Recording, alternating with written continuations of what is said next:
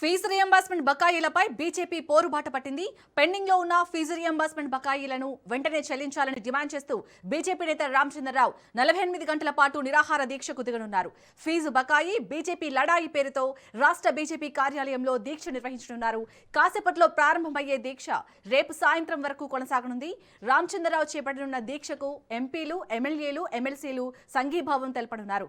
Fee reimbursement బకాయిలపై ఇప్పటికే BJP రాష్ట్ర వ్యాప్తంగా సంతకాల సేకరణ చేపట్టింది. బకాయిల చెల్లింపుపై ప్రభుత్వంపై ఒత్తిడి పెంచేందుకు రామచంద్రరావు దీక్షకు సిద్ధమయ్యారు. అయితే రామచంద్రరావు దీక్షకు పోలీసులు అనుమతి నిరాకరించారు.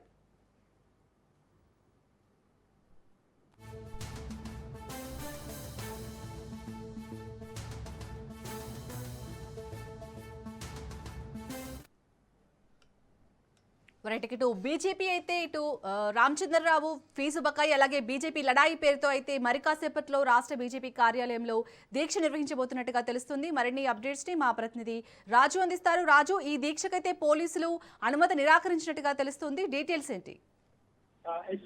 కొద్దిసేపటి క్రితమే బీజేపీ రాష్ట్ర కార్యాలయం ఆవరణలో బీజేపీ రామచంద్రరావు నిరాహార దీక్ష ప్రారంభమైంది.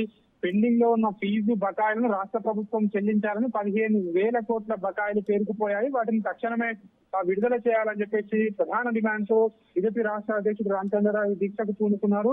ఈ రోజు రేపు 2 రోజుల పాటు 48 గంటల పాటు ఈ నిరాహార దీక్ష కొనసాగుతుందని చెప్పి బీజేపీ రాష్ట్ర వర్గాలు చెప్తా ఉన్నాయి. అయితే ఈ 2 రోజుల పాటు కూడా జరుగుతున్న దీక్షకు సంఘీభావంగా ఇప్పటికే బీజేపీకి చెందినటువంటి ఎంపీలు, ఎమ్మెల్యేలు, అదేవిధంగా ఎమ్మెల్సీలు, ఇతర ప్రజాప్రతినిధులు కూడా హాజరు కావడం జరిగింది.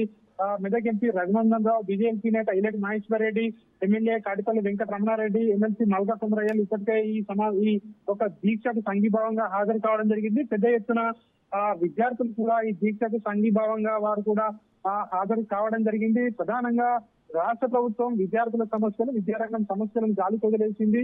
ఫీజు బకాయిలు పేరుకుపోయాయి. రీఇంబర్స్మెంట్ బకాయిలు చెల్లించక విద్యార్థులు కష్టాలు పడుతా ఉన్నారు. చాలా మంది విద్యార్థులు పై చదువులకు వెళ్ళలేకపోతున్నారు. సర్టిఫికెట్లు కళాశాలకు ఇవ్వడం లేదు విద్యార్థులకు.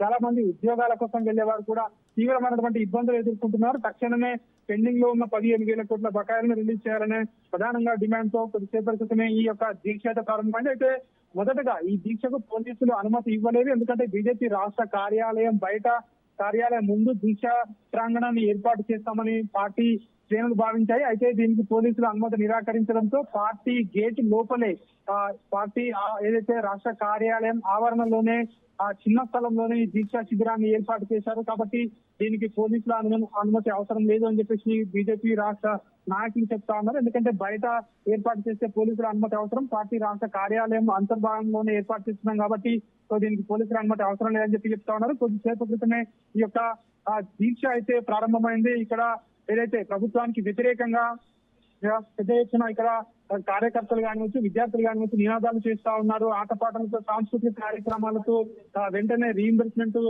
నిధులను విడుదల చేయాలని చెప్పేసి ప్రభుత్వానికి వ్యతిరేకంగా నినాదాలు అయితే చేస్తా ఉన్నారు.